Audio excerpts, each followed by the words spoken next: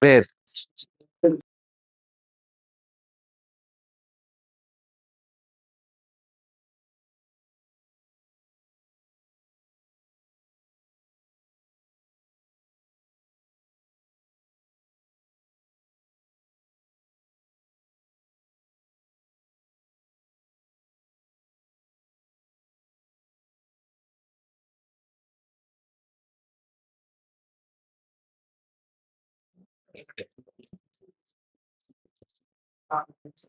Everybody reasonably sleepy to start?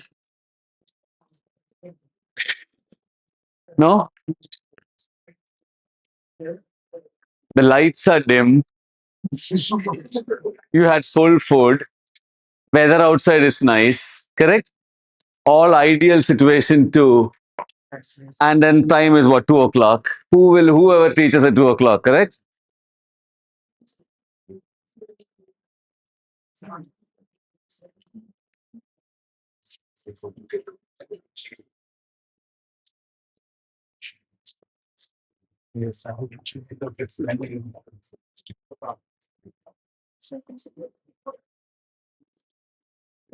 And then ah, And then coffee break, lab, and the quiz and then. little bit tough to administer. No. So I have 1.5 hours now, and then his tutorial for half an hour. Yes. So be 2 hours. So it'll be 4 o'clock, four-ish. Four-ish, we can have them quiz 10 minutes, 15 minutes quiz. So 4:15, 4:20. Then go to the lab and by 5-ish. Done. Correct? Yeah. Good. Coffee. Yes. Whatever you say. You guys decide. You're the boss. You guys decide. We'll just follow. Whatever I say are only suggestions.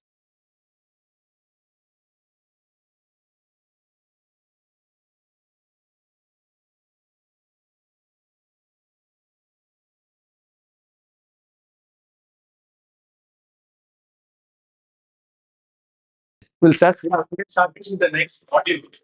So one is not of it's the feel good. Feel good. So that's a sales pitch. Now we start getting into the technical end, right? So we're starting off with this lecture. We'll follow it up with a small tutorial more on the laboratory evaluation of rheology. Then we'll have a small quiz test over the way public, right? Uh, and then after that, coffee break followed by laboratory. So Thank you. All right. All of you ready? Okay. So we talked about the fact that rheology or how things flow is important in 3D printing, correct? So now we are going to look at in detail how to characterize that flow and what different parameters actually mean. Okay?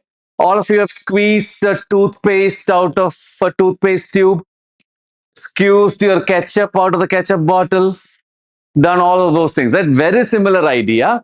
Now actually putting some math behind all that you've been involuntarily doing and understanding how those parameters actually affect what we are going to measure. So rheology is nothing but the study of flow and deformation of matter, primarily for fluids. All of those materials that you see, there's actually, if you go to YouTube, there's actually a nice play called Rheology also. This is this is a science play. A mother and son have done a play. They're based on physics actually, but they start with lots of other nonsense with nice physics of rheology. I don't know why they had to do a play, but they eventually did it. So paints, sagging, paints flowing, rheology, right? You see ketchup, honey, water, oil, mayonnaise, everything flows. There's actually a theory called everything flows, called pantarei in Greek. Everything flows. Even mountains flow. Over geological time scales, even mountains move, right? So there's nothing that stays constant. Everything moves. In fluids, you can see that movement faster. You can measure it quicker. So flow and how liquids behave or respond to stress. Deformation is how solids behave. So if you're doing solid mechanics, you talk about deformation. Fluid mechanics, you talk about flow. A 19 to rheology, the word was coined in 1920s by Professor Bingham, in which whose name there is a model, which we will see as well.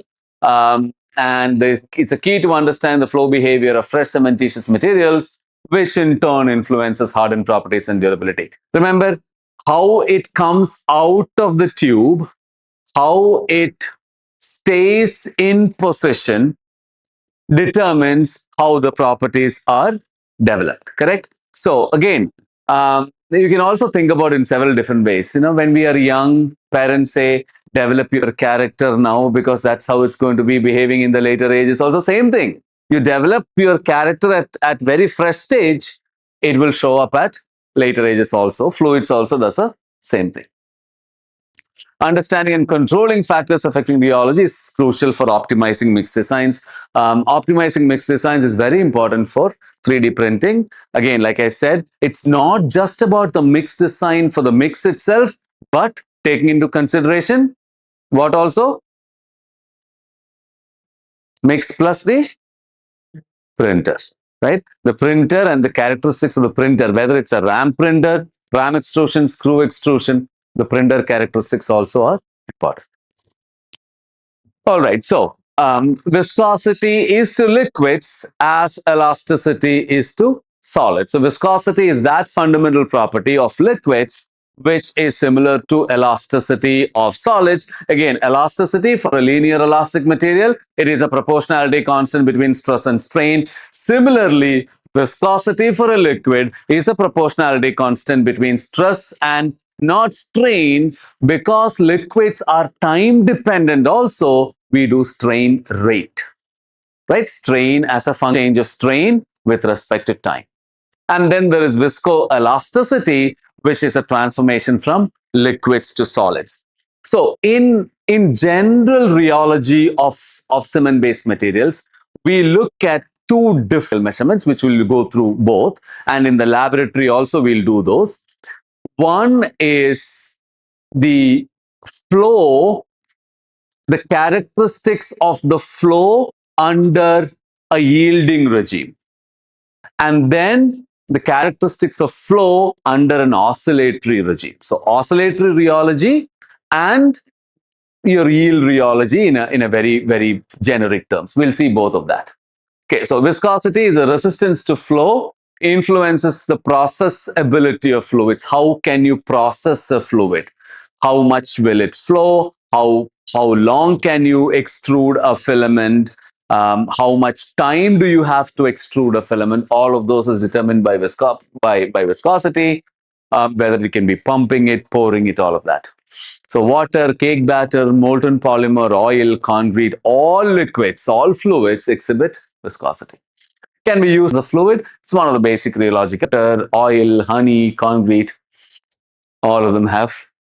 Now, if you look at a viscosity scale, water, very low viscosity. Coffee, a little more. Oil, honey, increasing scale of viscosity.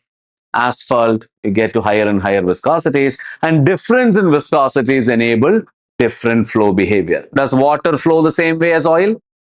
Does oil flow the same way as concrete? No, right?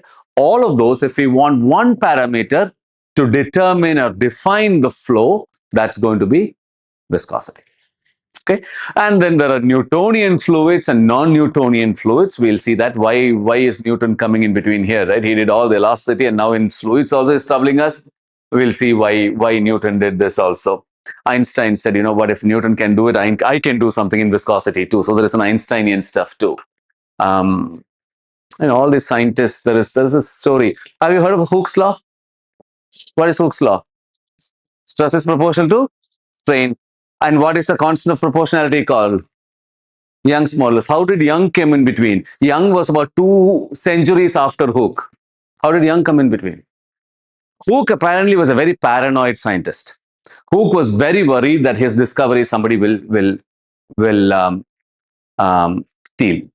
So he found this spring theory, right? Elasticity. He said, as is the force, so is the deflection. So if you put a force of F, the spring deflects by delta. If you put 2F, it'll be 2 delta. So as is the force, so is the deflection. So he wrote this in Latin as ut tensio sic vis. As is the force, so is the deformation. But he did not write ut tensio sic vis. He jumbled the words and then put it somewhere. And then it took 150 years for Young to figure out that stress is proportional to strain, the same way as Hooke said, unjumbled a tensio sic vis. So, you know what, to honor both scientists, we have Hooke's law and Young's modulus of elasticity. See, when I teach mechanics in my undergraduate class, students want to hear only this. They don't want to hear about of a fluid and a solid, viscoelasticity. But